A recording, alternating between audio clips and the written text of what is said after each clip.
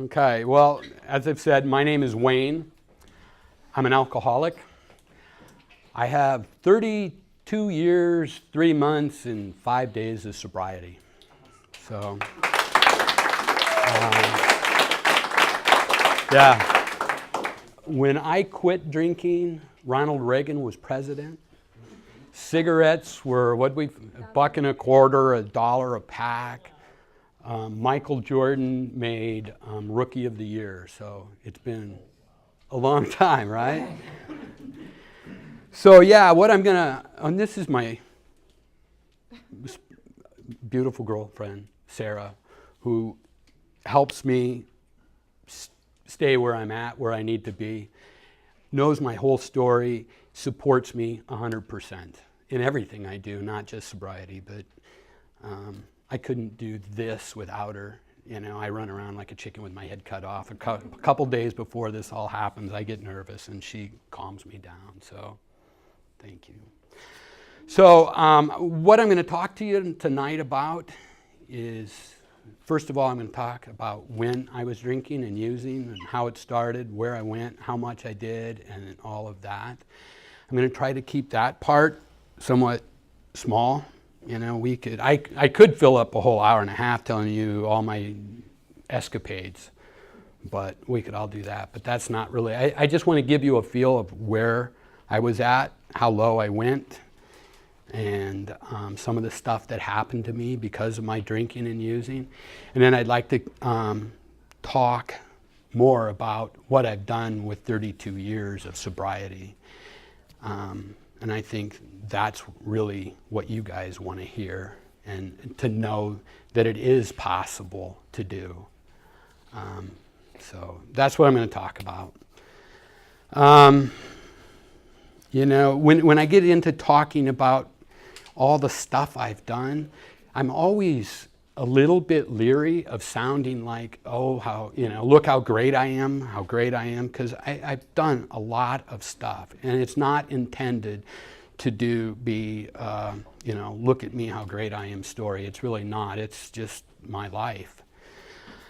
So another thing, you know, 32 years of sobriety, I cannot tell that part of my story without talking about God. So I really hope that when I talk about that, you know, you don't check out on me there, you know. So I don't think this can be done without a higher power. I know it couldn't be done. I couldn't have done it without a higher power. So, okay, enough of that. So, a little background. I was a West Omaha kid. Grew up 120th and Center, went to Burke High School. My dad was blue collar all the way. You know, he worked at United Airlines throwing bags in planes for 35 years. You know, we weren't rich at all. He was very, you know, he believed in a belt, the breadboard, you know, the ruler for discipline. So he was very hard-handed. I don't know how to say it. I come from a line of alcoholics. My grandfather, my dad's dad, was an alcoholic. He died in a car wreck, you know, while he was drinking. My dad was you know, an unbelievable alcoholic. My dad was very verbally abusive to me and my mom. So a little more background. I don't know, you know, my first drink of any consequences other than sipping on my dad's beer, you know, was in high school. When I went to high school, first year of high school was 10th grade. It was Burke High. Burke High in the early 70s. They were in High Times magazine. I don't know if that's even still around, but they were ranked as like one of the most notorious high schools for drugs at the time. So I went to Burke High School. It was 10th, 11th, and 12th grade. So I wasn't a real, I was a little bit socially awkward. You know, I didn't have a bunch of friends. So when I went to high school, there was a new kid that had moved in, and he kind of latched on to me. So we became instant friends. And none of this is his fault, but he did expose me to alcohol. We went to a football game, you know, the first football game of the year at Burke High School, and he's like, hey man, you know, I know somebody that'll get us some alcohol. So he did. They went out. We had this guy get us a fifth of cherry vodka. So, and this guy and I, we walked around the neighborhoods and drank most of a fifth of cherry vodka. Very first time I got drunk, blacked out, don't remember most of it. So, and that was my first experience. I think I was 15. That was my first drunk. And from there, it went downhill really quick, really quick. Burke High had everything, anything you wanted. It was like a drugstore. And I did it all. I mean, I did acid, peyote buttons, mescaline, speed, downers, whatever. Quickly in a year's time, I had really went downhill. At that time, my father was at the height of his alcoholism, and he was very keen on making sure that I knew that I was never going to amount to anything. So after about a year of going downhill quickly, I dropped out of school. It got to the point where my parents would drop me off at the front door, and I'd go out the back door, and we'd stand around and smoke pot until the first period was over and somebody was going to be leaving because it was an open campus. I'd catch a ride home, go home, drink my dad's vodka and fill it back up with water. And he may not be as big an alcoholic as he thinks he is. But so yeah, that's my high school career was basically like a year and a quarter. And I dropped out of school when I was 16, the middle of what would have been my junior year. So I got a job. Even while I was going to high school, I had a job in restaurants. If you have kids, don't ever let your kids work in restaurants because they are a party. That's all that, it's nothing but parties. So, but I did. I worked in restaurants. For the first couple years after I dropped out. I did get my GED.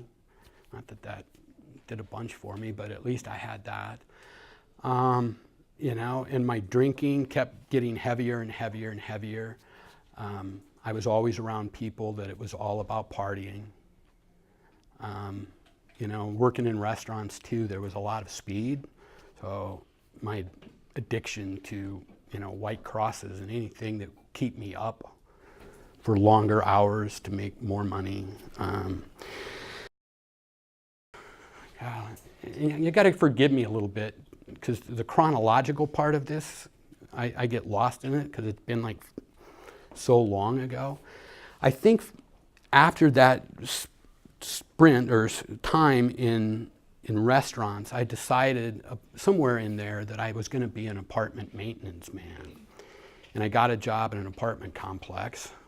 And I was already, thinking, I'm kind of out of control and I need to get away from restaurants. So I got a job in an apartment maintenance man, West O Apartments. And as it turns out, the head maintenance man was very much an alcoholic.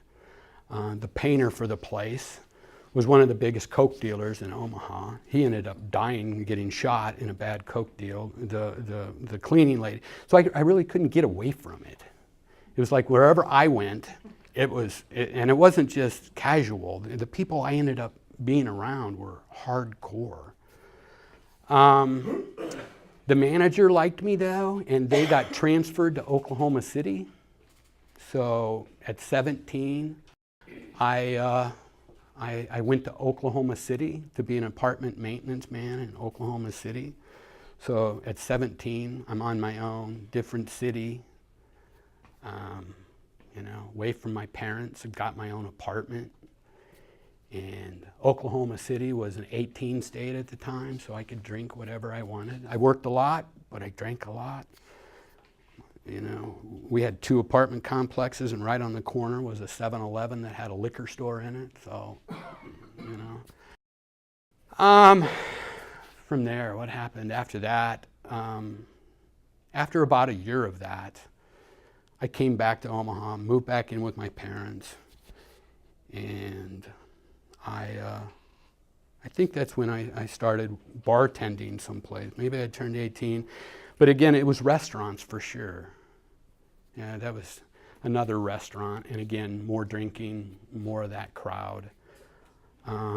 While I was living there with my parents, I got in a big fight with my parents, and I'm like, I'm gonna fill up my backpack, and I went back to Oklahoma City to see friends. While I was in Oklahoma City, I hitchhiked down there. That's a whole story in itself. That's an unbelievable story. Just the trip down there. I went down there, stayed with friends, and the girl that I stayed with, her and her husband had a party. Well, they had a guest over, and I don't know, they had a bottle of gin, and I had never, ever drank gin before. I never did again after either. It was completely ugly. It was bad, and it's sad, and this next part's really hard to talk about. But so I drank gin, and I blacked out, and I really don't know what happened, but I ended up kind of coming to in a spare bedroom, and I was literally hogtied. And I don't know what I had done, whether I was out of control, but my hands were tied behind my back, just like you see in a rodeo. I was hogtied. I woke up just long enough to see this friend's husband undoing his belt buckle, taking his pants down, and I still to this day don't know what happened after that. I don't know whether he abused me or not. I woke up the next morning in a ditch, my backpack and stuff all scattered all over, covered with mosquito bites, and he had dumped me on the interstate. So that was a big eye-opener, as you can imagine, that I was so out of control to be able to put myself in a situation where my safety was in danger. It was an eye-opener. But again, I go back to Omaha, and I move in with my parents again. It's amazing how many times they took me back. My parents are saints, my mom at least. Moved in, I got a job at an auto parts warehouse here in Omaha. Again, it was there. I was like a magnet to people that partied.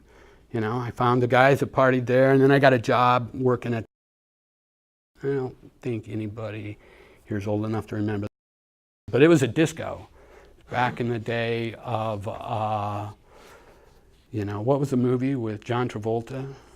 Saturday Night Live. And I mean, this was the most popular dance place. So I worked there 3 nights a week. And they allowed us to drink while we were bartending. So, and I'd have 2 or 3 beers before I'd go to work bartending. I worked Wednesday, Fridays, and Saturday nights. And I'd have 2 or 3 beers just to get comfortable. And then I'd drink all night long. And at this bar, somebody always had a party after the bar closed down. So on one of those occasions, I drank all night long, and then went to a party, drank some more, and I thought it'd be a good idea to go for a drive. And I got in a wreck. I drove my car up on a guardrail, and it was perfectly balanced, all 4 wheels off the ground. And if I go to the right, even an inch, there was a huge hill, and I would have rolled who knows, 20, 30 times down this huge ravine. But it was perfectly balanced. So I had to be like really careful even to get out of my car so it didn't tip over, but making light of a bad situation. I could have died. So, of course, the car up on a guardrail attracts the attention of police cars, and they showed up. They showed up. The gas tank was torn out because I'd went down a whole bunch of the posts that hold up the guardrail, so the gas tank was leaking, so the fire truck showed up. It was a mess. So that was my first DUI. So I think I'm 18 at this point. I may have been raped, and I've got a DUI, and things aren't getting any better. You know, I kept that same auto parts warehouse job, kept working at the bar. I picked up another job, believe it or not. I had 3 for a while. I started working at the ski resort. I don't know if anybody ever remembers this. They put in a ski resort between Omaha and Lincoln up on those bluffs, and I got a job there. I had always been a skier over at Crescent, and so I did there. So, you know, I did their whole rental shop. I got all their skis rental, you know, ready for that. And, you know, and then finally the place opens up, and, you know, because we'd worked there and it's grand opening and everything, they were giving us as much as we want to drink. And I'm sitting at the bar, and one of the guys that had worked on the snowmaking equipment, he and I were sitting there talking, and we're like, oh, let's go to Vail. You know, we're drunk as skunks. Let's go to Vail. So 6 months later, I moved to Vail. I moved to Vail, Colorado. I don't know, the biggest ski resort in North America at the time. It was also the biggest cocaine capital. I just keep coming back to your shirt, man. So I got a job at the lodge at Vail. I did a lot of skiing. You know, I think I skied 87 days that year. So I'd go to work in the morning, I'd ski during the day, I'd go to work at night, and then go party. Get up, do it again the next day. My boss at the lodge at Vail was one of the biggest coke dealers in town. I mean, this was early 80s, and coke was the drug of choice in the early 80s. And what I found doing coke is it would keep me up so I could drink more alcohol. I mean, I would, you know, and I mean, I remember being called into HR shortly after New Year's that winter, and the HR lady questioning my time card because I had worked 24 hours in a row. And my boss knew that I could do it because he had been laying lines out on the table to keep me going. So he's like, yeah, he did it, he did it, he did it. So, you know, there were a couple things happened while I was in Vail that, you know, further signaled that I was going downhill. A friend, he was a waiter at the restaurant. He was from Alaska, and he loaned me some very expensive winter camping gear. I mean, winter camping gear is specialized. It's really, you know, expensive. He loaned it to me. So, and I used it a couple times, but didn't see him for a while. And then we had one of those nights where there was kind of a party at my apartment. And by the way, my roommate invited his high school neighbors to move out there from Lincoln, and they ended up in the apartment right next to us. And he was a huge coke dealer. I mean, it was so bad that they would borrow pots and pans from us because they didn't have squat. Well, they had a lot of coke. But they would leave lines of coke on our kitchen table and a note saying, I borrowed your ravioli, I'll pay you back. Here, take a line, for, you know. But one of those nights when there was a party at our house and we were doing coke and drinking Jack Daniels and Jim Beam and listening to Tom Petty. That's when Tom Petty was really big. It was, but anyway, you know, I ran out of money. You know, $100 a gram, I ran out of money. And I wanted more coke, I wanted to stay up, I wanted to party more. So I'm like, hey, Dave, will you take this tent?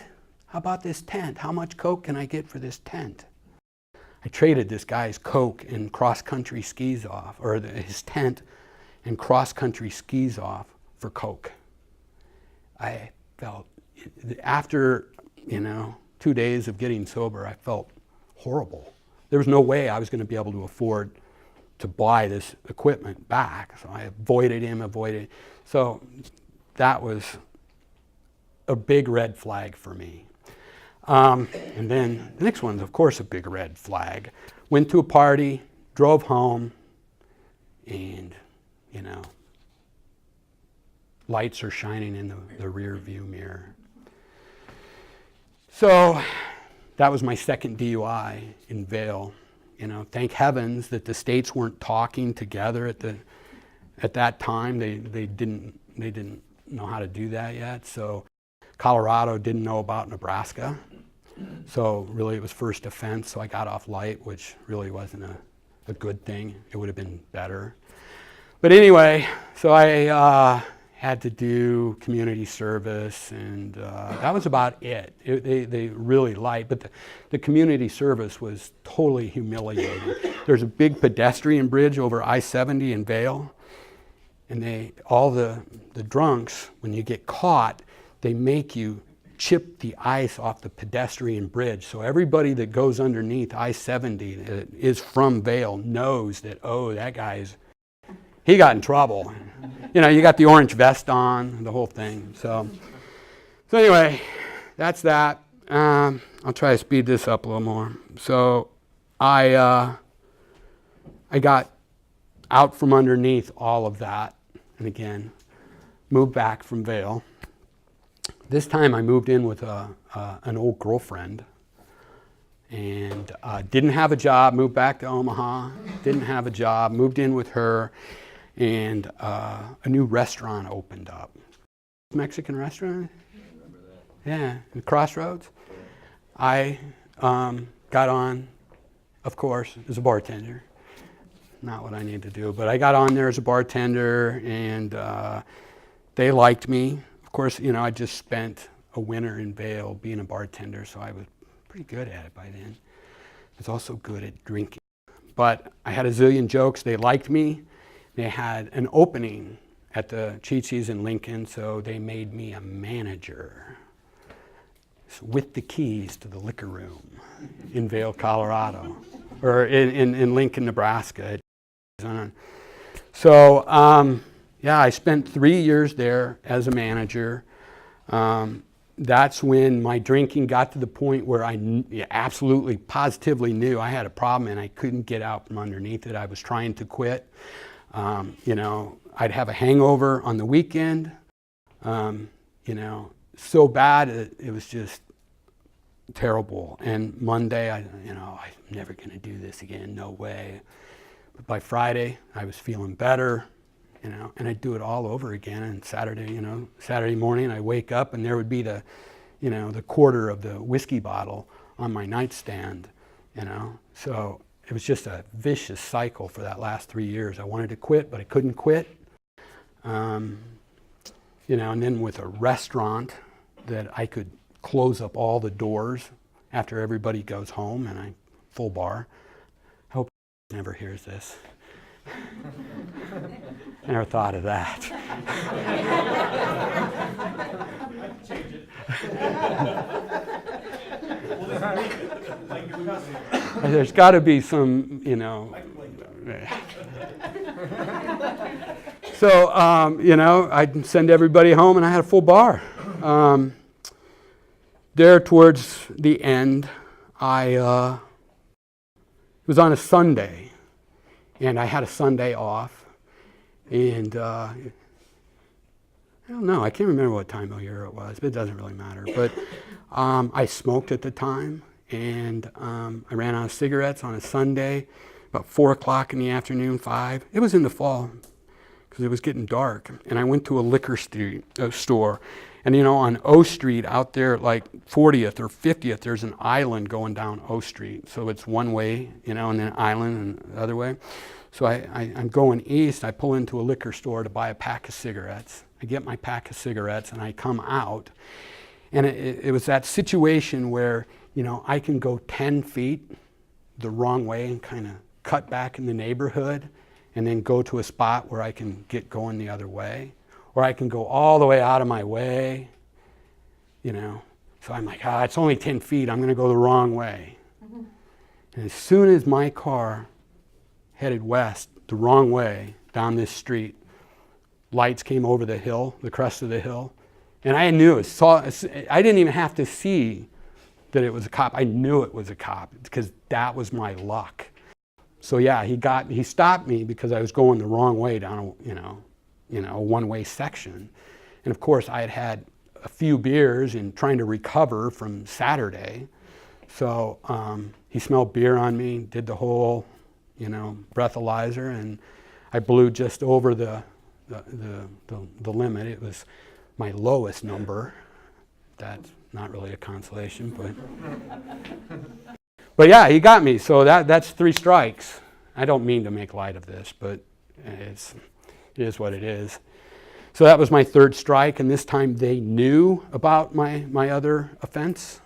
So I go to court, and they're like 90 days outpatient treatment or 90 days in jail. What do you want? So obviously I took the 90 days outpatient treatment, and I went to Lutheran Family Social Services in Lincoln, and the rest is my sobriety story.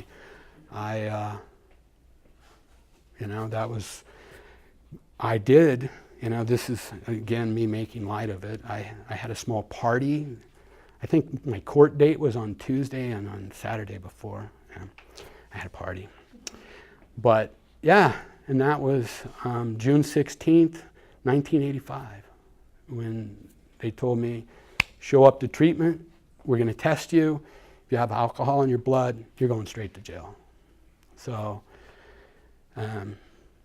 that's what I did. I went to treatment. So now the fun part, I think anyway, talking about what I did with 32 years of sobriety. So again, there's going to be parts here where I'm going to get emotional, and I have to just warn you. So I'm sorry if you get embarrassed by me being emotional, but I will, because there's some of the stories I feel so blessed. I mean, there's no way I stayed sober for 32 years on my own. It took me a long time to figure this out, but I had help. And when I start talking about those parts, I'll lose it. I do every time. But the way I have stayed sober and clean, I didn't really realize I didn't do this consciously. I didn't realize it till like 4 years ago. But what I've always done is that energy that I was putting towards drinking and doing drugs, I funneled all that energy into other things. And they just happened to be positive things, The first thing I did was, I moved away from Lincoln, Nebraska. I got away from that whole environment. I literally moved to a farmhouse out in the country where there wasn't anybody around me. And all those people that I thought were my friends, I never heard from them again. I mean, they weren't really my friends, nobody. And 1 or 2 of them did call me, and I said, I don't drink anymore. Never heard from them again. So those are 2 of my smartest moves. Because I went back to work after court, at the restaurant, and everybody's, let's go drink. And I could see I was never going to stay sober if I, stayed in that environment. So again, God was watching over me because I miraculously did the right thing. And my uncle had a small farmhouse south of Milford, Nebraska. He rented it to me for $200 a month, and I had to do a bunch of maintenance stuff. And I got a job in a warehouse in Seward, Nebraska. It was 3 days a week. And here's the big thing. This is what I really threw myself into, was school. I started going to school. At first, I started going to Southeast Community College. So this was like 1986, and I was, I don't know, 26 or 27. And started going to school there, and I got almost completely through an associate's degree for finance management. And the job I had, most of the time I had been, you know, at this apartment or warehouse driving a forklift. At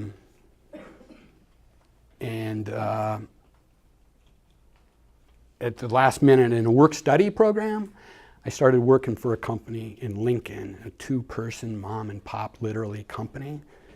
And the only time I've ever been fired was from that place. So my school, going to Southeast Community College, kind of ended. But that's when I found out the fact that my parents had noticed that I was sober and I was trying to do something with my life. And they, at 30 years old, 28 years old, they let me move back in with them. And they helped me go to school at UNO. And so totally, I think I'm 30 years old living at my parents' house. And if you remember, I moved out when I was 17. So moving back in with my dad at 30 was a chore. Sarah knows my dad. So, but it was like, you know, I had a goal. I finally had a goal.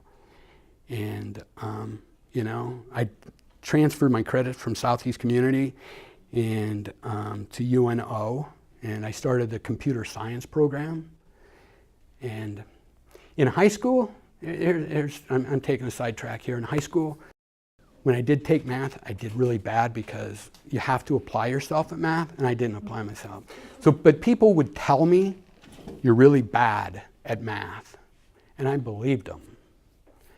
If anybody ever tells you you can't do something, don't believe them.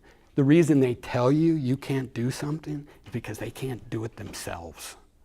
Just my thing that I learned. So again, I went back to UNO, and I had to take 3 full semesters of calculus, B+. So all those people that were telling me I couldn't do math, they were lying to me. They didn't have all the info, let's just say it that way.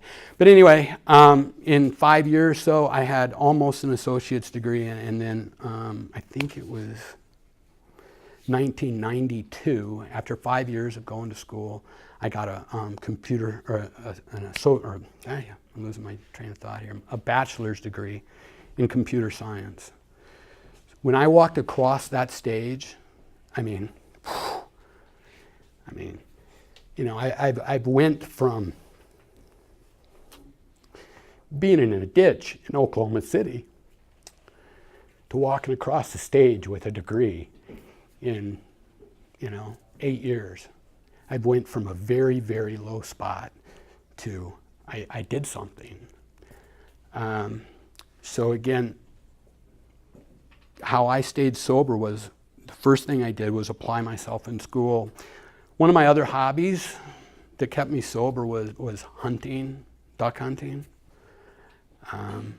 I did this while I was going to school too, but of course I could never do anything small. So I got to go duck hunting a lot. You know, I only worked 3 days a week at the job that when I was going to school. And I lived on a farm. I had a dog. I had a boat with decoys. I spent a lot of time in marshes out in central Nebraska duck hunting. So when I wasn't going to school, I was duck hunting. And just staying that busy was what kept me sober. I didn't ever give myself a lot of free time. Me and free time ends up not being a good thing. So the one thing that I always remember about my duck hunting, and there is a moral to this story that I'm going to tell you, but there was one time when I was out there in a marsh out by Central City, way out in the middle of the state. And I've got all my decoys out, and the sun's coming up, and I'm facing straight east. It was absolutely gorgeous sunrise. You know, it was one of those days where it's all orange, because it's hazy, it's just beautiful orange. And there was a cloud, you know, across the sun, just absolutely beautiful. And I'm like, you know, just thanking God, literally. And I just happened to turn around, and it only happens like twice a year, but the moon was setting at the same time. It was like something out of Star Wars. So anyway, it's always something I remember about my duck hunting days. It's beautiful. I'm coming back to that. And then another thing, while I was living at that farmhouse, and when that first day that I moved into that house, I bought a puppy. I got a little black lab puppy. And the very first next morning, and this part's, I think I avoided it on purpose. I'm sitting on the front porch of this farmhouse out in the middle of nowhere, Nebraska, and I'm watching the sun come up. The sun's coming up, and I'm sitting there with my puppy. And this is right after I got sober. I just moved into this house, and I just remember having a conversation with God. And I mean, it was one of those hair-raising, you know, make your arm, the hair on your arms, you know, goosebump type things. But I asked him, I vividly still remember asking him to keep me sober and get me through school. And I took this all out of order, but so I mean, I made him a promise that I am yours. Whatever you want, I'll do. Keep me sober. So, you know, I made it through school, and you know, I'm on my way. But so after that, after getting my degree, I had a couple jobs in computer science here in Omaha. And I had a friend ask me to move to Colorado and work for a startup company in Boulder. And I moved, and the next thing I kind of started doing a lot of was, it started, you know, of course I always got to go big, but it started with just hiking in the mountains, you know, just going for little hikes with no really goal or anything. But after that, I started climbing. They have 14,000 foot peaks in Omaha, in Colorado. Yeah, wouldn't that be something if they had them in Omaha? But there's 54 of them in Colorado, and I started climbing those. And, you know, I did a lot of them. I did half of them as it ended up. Making it harder and harder. I started doing them by myself in the wintertime, and it's difficult. The approaches become, instead of driving to the parking lot, getting out of your car and hiking for a ways, you're carrying 80 pounds of gear and going 12 miles in. And then, doing 14ers in Colorado in the wintertime by myself, that wasn't enough. So I decided to try to climb Mount McKinley in Alaska. Has anybody ever heard of Mount McKinley in Alaska? It's 20,320. It's the highest mountain in North America.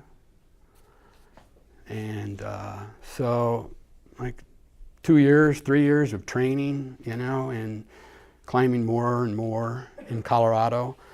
Went to Alaska, climbed Mount McKinley. It was cold. At night, it's 20 below every night. We carry packs that are 70 pounds on your back, and you're pulling 30 behind you. And you basically climb a mountain 3 times. You have a camp, and you take half of your stuff up 1,000 feet, come back down to camp, you sleep, take the other half up to 1,000 feet, and then you sleep there. And so you end up doing 3,000 feet in 3 days. So it's a month-long expedition. We got to 14,000 feet, which is, but all it did was snow and snow and snow. And I stayed there for about 10 days. And I really didn't think we were going to make it, and I bailed. One of the guys that was with us just about blew us up. And that just totally freaked me out. I mean, you use white gas for the stoves, and you have to put them in quart containers from a gallon container, and he happened to be doing this right next to a stove that was burning, and I'm like, I'm out of here, I'm done. We're all, our brains are gone. So I didn't finish, and it was a big disappointment. That's one of the things that I think we have to learn how to deal with is disappointment, and we can't fall back into, screw it, I'm going to go start doing what I was doing. But, I kind of licked my wounds there, and I said, one more try at a big one. And there's a mountain in South America, in Argentina, called Aconcagua, which is, I don't know, it's just slightly higher than Mount McKinley. It's about 22,000 feet high. And I made it to 18,000 feet on Aconcagua. And that time I got sick. We flew into the coast, went right up to base camp at 14, went up to 18, and I got altitude sickness, and my trip was over. And that was pretty much the end of my climbing career, when I figured out that I really didn't do very well with really long trips and high altitude. So my thoughts of doing Mount Everest, gone. So, and then for a little while after that, I didn't really have anything that I was applying myself to. But then I happened to go golfing with a friend, and that was the next big thing. Played golf, too much golf, practiced. I got to the point where I was pretty good. I played all over the country. I'm trying to shorten this up. Played all over the country. I had friends invite me to play in tournaments with them. I won a few tournaments. Half Moon Bay in San Francisco, just all over the country, really. So I learned a lot from golf.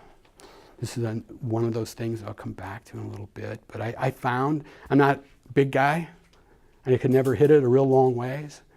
But what I learned is if I hit it straight and I kept it in the fairway and I put it on the green and I did everything that I was supposed to do, I could score really well. So and that's what I always focused on. I didn't try to kill the ball. I didn't try to hit a home run every time out. It's just one shot at a time. Get to that, get it out there 200 yards and then take it, you don't look at the whole hole. You just look at the next shot. You don't look at the course. You just look at this hole. So, and that's how I ended up being pretty good at golf. So, the year before my son was born, I played 120 rounds of golf. That's how much I was playing. Of course, I can't do anything a little bit, and that's the one thing I came to realize is that whole, I can't do anything small was exactly what got me in trouble with drinking. I had to hit I had to do everything to way overdo. It depends what you're doing, but drinking, that doesn't work very well. So right after my what ended my golfing was my son. I got married in there, and my son Jacob, who's now 13, he got straight A's on his report card last week.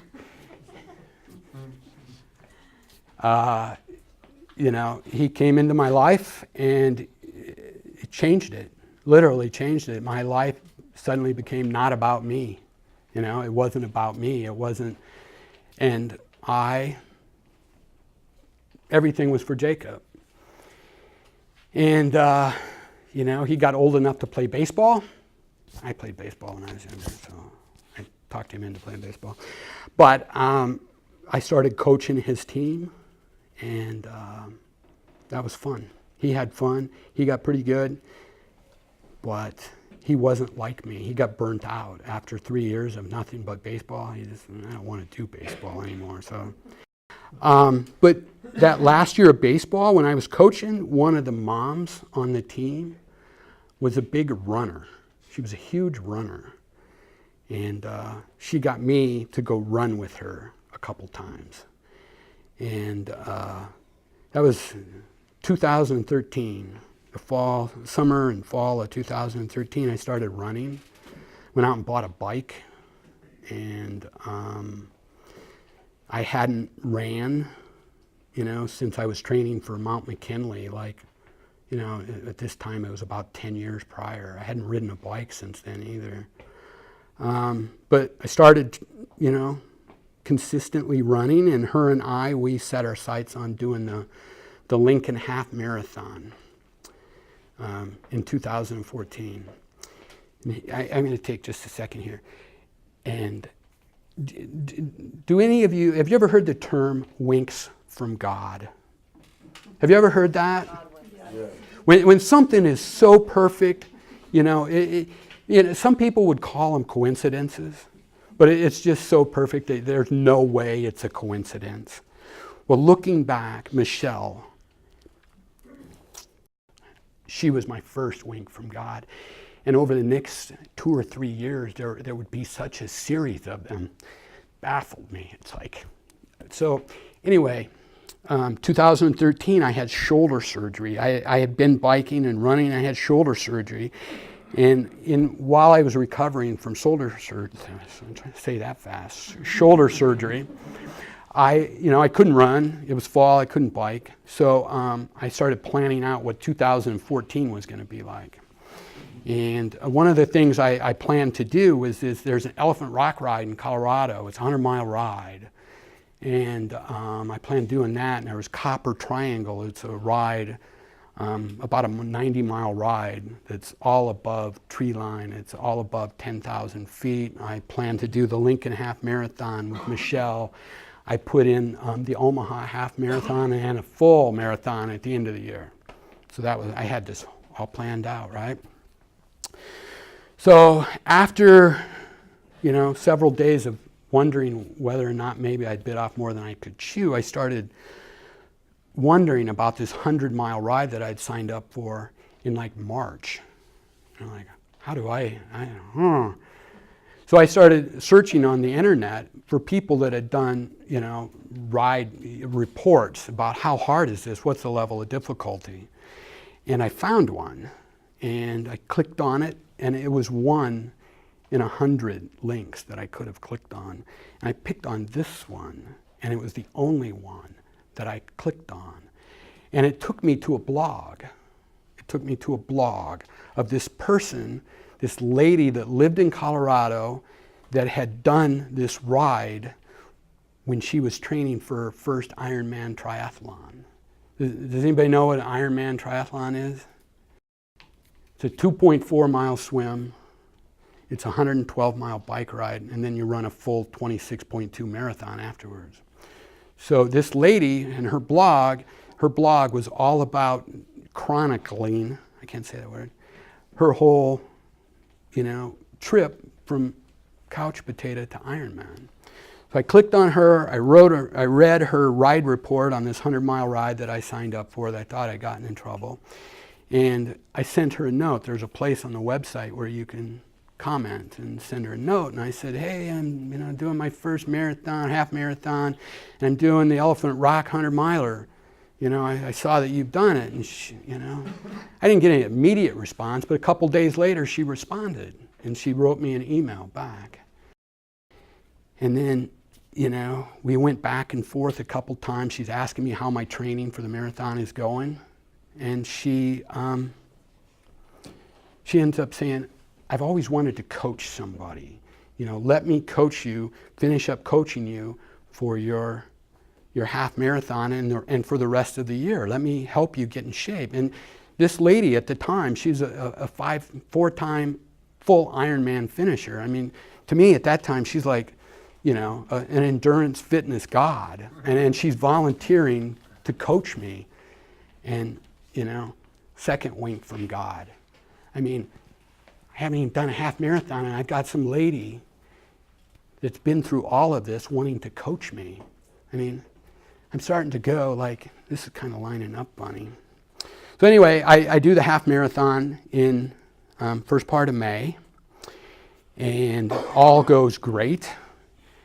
And at that point, seeing her do Ironman, I'm like, I think I might want to do a triathlon. She goes, oh, no problem, you can do it. She was always like that.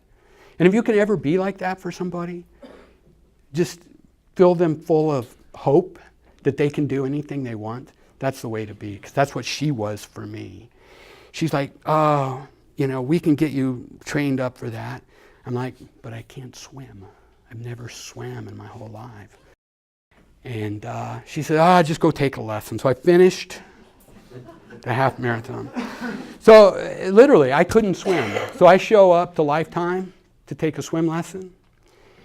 And this girl, young girl, early 30s, says, show me what you got. And I put my swim cap on, I put my goggles on. She's like, your goggles are on upside down. I'm not making that up. That's the truth. I had my goggles. That's how little I knew about swimming. So, and by then I had hatched the notion that I wanted to do a triathlon, and I kind of said, well, I'm thinking about doing a triathlon, thinking about doing this one down in Kansas, by Lawrence. And she says, not last year, but the year before, I won that one. I didn't know who this lady was. I just signed up for a swim lesson. But I went home and I Googled her, and there's her name, there's her picture, pro triathlete. Is that not a wink from God? I've got like 3 things lining up here, and I'm going, what the heck is going on? This is bizarre. So anyway, I take swim lessons, and the first swim lesson, I couldn't make it to the end of the pool. I literally couldn't make it to the end of the pool. But I kept trying and trying and trying, and I would not give up. I was going to do it. I don't know what got a hold of me, but I'd read my coach's, now I call her my coach, what she did, and I wanted to do that. And over that summer, I had decided that I was going to do an Ironman myself. In the meantime, 2014 is going by. I do the Lincoln Half. I do the Elephant Rock ride in Colorado, and I ended up doing the ride with her. I rode with her, my now coach. I did the Copper Triangle, which goes from Copper Mountain to Leadville, Vail. I rode by my old apartment from when I lived in Vail on that ride. It was weird. Like I used to live right there. I walked in, kind of bad memories. But so yeah, that was an 89-mile ride, all above 10,000 feet. I did the Omaha half marathon, and then I did a full marathon down in Kansas City. So that was my 2014. And again, I started off, in the fall of 2013. I hadn't been on my bike for 12 years. I couldn't run more than 3 miles at a time without stopping. So we set 2015 up for me to do smaller triathlons. Again, that year I did the Lincoln Half Marathon, on like May 3rd or 4th, and then my first actual triathlon was down in Kansas City. It's Olympic distance, which is shorter. It's only like, it's less than a mile swim, and it's a 25-mile ride and a 6-mile run, so it's shorter. But the thing about it was setting up to be my first open water swim. You swim in a lake, and the night before, a storm had went through, and even in the morning there were, there were waves, and I had a wetsuit on, but it was difficult, and I almost quit. I can't. I'm going to come back to this too. I'm setting something up but I almost quit on that swim. Had a long talk with God out there in the middle, because by this time I'm convinced He's got me doing this for some reason. I haven't quite figured out what it is. There's too many coincidences for Him, not to be inspired by Him. And the thing that saved me is I had made all these goals. I had made the goal that I want to do a full Ironman. I had already paid for half Ironman. I had money invested. I had bought a bike. I'd done all this stuff. So I'm out there, and I'm seriously in the water and waves, or I'm seriously thinking about quitting. Had I not had all these goals made, I would have quit. I literally, but I couldn't bring myself to fail. So I kept swimming, and eventually, I think I was the last swimmer out of the water. But you know what? I didn't care. This gets me every time. My dad was there, and It was the first time he ever said he was proud of me. So anyway, I finished that triathlon. I did the Des Moines triathlon. I did, my second triathlon ever was a half Ironman in Boulder, Colorado, which is a 1.2 mile swim and a 56 mile ride and then a half marathon. And I just did a whole bunch more triathlons that summer. And, so that was my 2015, trying to set it up for 2016 and doing a full Ironman. So, I trained all winter long, 2016. It's training for an Ironman. You have to, every Saturday, ask Sarah. I don't want to let my story out of the bag, but I've been through 2 of them now, and she's been there with me.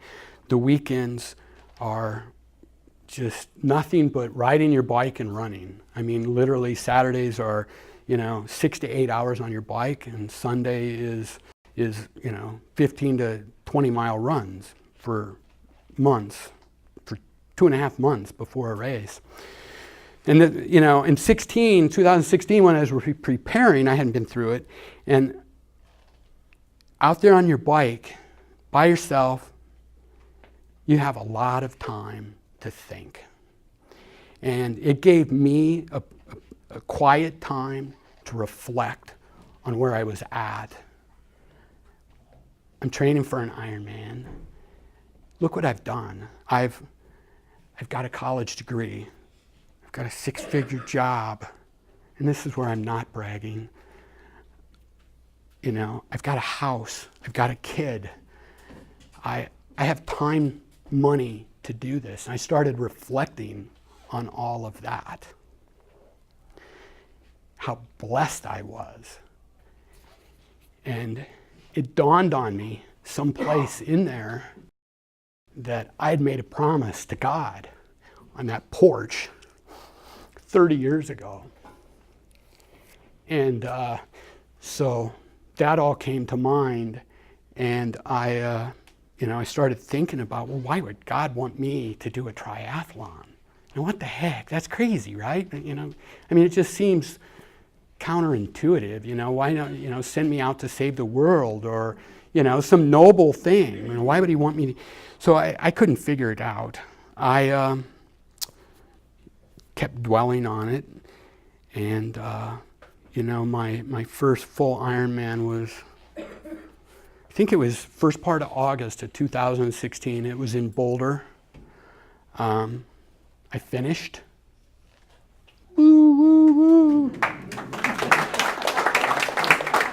The part that I remember about that race is it was like I was coming home, full circle. I'd lived in Colorado. I'd moved back to Omaha, and I came back. When I crossed the finish line, I'm an emotional guy, if you can't tell. When I crossed the finish line, I was a blubbering, I was just all tears. I was so happy, but everybody really thought that I finished an Ironman, right? But for me, it was 30 years of sobriety, and I'd finished an Ironman, and I wasn't dead in a ditch.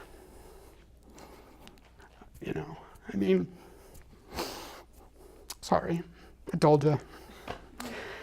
So anyway, I finished. My son was there to see it. He'll remember it for the rest of his life. So, sorry. But, and it's so cool. He had a dentist appointment a while back. And, every race that I've done, I bought him a t-shirt with it. Well, Ironman t-shirts, they have the race and where it was at and the date, and on the back, they have everybody that competed in the race in really, really tiny print. And it's in the logo of this M like that. So my name is printed on the back of this t-shirt. And he had a dentist appointment like a month ago. He's laying in the dentist chair, and the dentist noticed he had an Ironman shirt on. And he said, "You're an Ironman?" And this is, I said, no, my dad's an Ironman. So, special moment. So, after that, my training, I took a little bit of a break, but I had decided that I was going to do Ironman Chattanooga. And I'm still trying to figure out this whole time why God would want me to do, a triathlon. Why? I'd kind of come to the conclusion that he was putting the cherry on my story of 30 years of sobriety, but I honestly, at that point, I'm thinking what a lucky guy I am that God has been so good to me. And he was. I'm sober for 30 years and I've done all this stuff. I've been all over the world. And so I'm still trying to figure all that out. So next summer, about that time, I met Sarah. Came up on Facebook just the other day that we've been Facebook friends for 2 years. So one of those times, so it's a long story here, and her and Sarah and I happened to move into the same apartment building, not the same complex, building at the same time. I was going through a bad getting out of a bad relationship, and so was she. She happened to live right above me. So we saw each other a lot, and my only vice I have left is smoking cigars. So I would sit outside at the picnic table and I'd smoke my cigar, and she would walk her dog, Buddha. And that was my line. I'm like, oh, that's a cute dog. And she said, she's like, oh, I love the smell of your cigar. I still think that one's a lie. But so we're at this apartment complex, and I'm training to do Chattanooga in the fall of 2017. We sat at the picnic table a lot, and I'm still going through this process of why? I'm convinced that it's God inspired because there's too many winks along the way for it to be coincidence, and I'm thinking that he just likes me, right? So Sarah and I are sitting outside the picnic table, and I'm saying, I think what it is I'm supposed to tell this story to somebody. I'm supposed to tell this story to somebody. And I'd said it before this, but we were talking about it. And so we're sitting there, and, it's outside, parking lot. This guy pulls up. He's in a red shirt. And it was red, wasn't it? I think it was red. It has Stevens Center printed on the chest. I know that for a fact because Sarah saw it across the parking lot. And I'm like, what's Stevens Center? I'm sorry. I'm sorry. I didn't know what Stevens Center was at the time. And Sarah said it's a recovery place. And I'm like, oh my gosh, maybe that guy can let me go there and tell my story. But he walked into his apartment building, and he came back out though. I'm like, I was hoping he would, but he comes back outside with his bag of trash, and he's walking to the dumpster to take his trash out. And I walked over to this guy, and I'm like, hey, I got kind of a story to tell, and I've got going on 31 years of sobriety. Is there any way I could come to your place and tell my story? Because I'm thinking that I'm supposed to. It was Jamal. Is that not a wink from God? I've been wondering how and where I'm going to do this. And the guy takes out his garbage, and he's the guy. Right? Life is well timed. It really is. And I'm not making that story up. That is literally how it happened. And that cannot be coincidence. There's no way. This whole chain of events is God inspired. And again, conceited that I am, I'm still thinking, oh, lucky guy. But you know what? So we line it up for me to come here. And I happened to be out of work at the time. So I had a lot of time to prepare. And again, going back to that topic I said before, that taking bad things in stride, like not having a job is something that we learned to do. But so I'm preparing for what I'm going to say, and obviously I need to do more of it because I'm still stuttering after like 5 times. But I spent that whole day, I smoked like 4 cigars that day. Right? I'm like, oh my God, I'm going to talk in front of people and all this stuff. And, what finally dawned on me was that I had been thinking this was all for me. And part of it is, but that's not how God works. God doesn't work for one person. He works for all of us. And hang with me here. Put your head on the pillow tonight and think about this, but I swear I am convinced that my whole life and this whole 32 years of sobriety, doing 2 Ironmans, meeting Jamal, meeting a pro triathlete that's taught me to swim, having a coach that's done 5, this whole setup, it's not a coincidence. And I'd been thinking that it was all about me, and it's not. It was for me to stand right here in front of all of you and hopefully give you hope that it can be done, that a life without drugs and alcohol can be done. It is possible.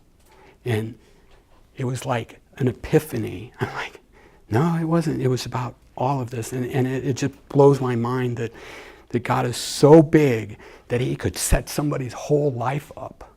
42 years of being a drunken bum and then giving him all of this so I could stand right here in this room every 3 months and tell you my story in the hopes of one day that I'll see you on the street and you tell me I helped you. That's what it's been all about. So, mind-blowing. You think about it, I don't know, but I'm convinced there's too many, winks from God for it to be any other way. So, that is pretty much how I've stayed sober for 32 years, 3 months, and 5 days. I don't really count it, by the way. I don't. I just say it for dramatic effect when I come in here. So, and I'm not sure it's 5 days, it might be 6. But that is how I've stayed sober. And, the part that I think was most crucial to making this all come true, to it all happening, was that quiet time that I had to myself while I was out there on the bike and while I was running, to realize how lucky I am, how blessed I am, how, and it took that quiet time for me to even remember the promise that I had made to God on the front porch of that house, and to even start thinking about why would he do this all? So that, to me, was like the key point. The key point in the whole long chain of events that brought me here right now. And that kind of, I'm going to read something out of this book that addresses quiet time. And I don't know whether any of you know this, Jesus Calling. It basically paraphrases a whole bunch of Bible verses. It helped me a lot. I'm not religiously doing it every morning like I have in the past, but it goes day by day. There's one verse for every day, and she paraphrases it, so it's really easy to read. But back to having that quiet time, I think, and this is all you have to do is put up with me. Just listen to this, but think about it, because I think that was the key point in this whole process, is having that quiet time. So let me read this, and then you can ask me questions. So it says, wait quietly in my presence while my thoughts form silently in the depths of your being. Do not try to rush this process, because hurry keeps your heart earthbound. I am the creator of the entire universe, yet I choose to make my humble home in your heart. It is there where you know me most intimately. It is there where I speak to you in holy whispers. Ask my Spirit to quiet your mind so that you can hear my still, small voice within you. I'm speaking to you continually, words of life, peace, and love. Tune your heart to receive these messages of abundant blessing. Lay your requests before me and wait in expectation. I don't know, special to me just because the whole quiet time on my bike in 2016 were, key to this, me being here and realizing what the point of 32 years of sobriety have been. So that's my story.